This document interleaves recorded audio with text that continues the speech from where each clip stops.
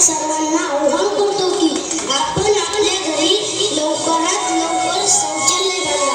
शौचालय बनण्यासाठी जास्त खर्च येतो हा गैरसमज आहे. यासाठी ग्रामपंचायत आपल्याला 12,000 रुपये अनुदान देते. आपल्या आया बहिणी लाजेपोटी पहाटेच शौचालयात जातात. अंधारात अनेक अप्रिय घटना घडतात.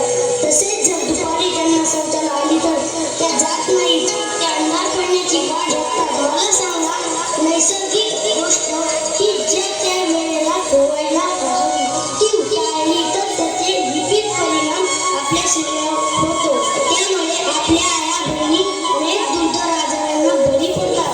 स्वच्छ भारत खऱ्या अर्थाने व्हावा असे आपल्याला वाटत असेल तर आपण सर्वांनी शौचालय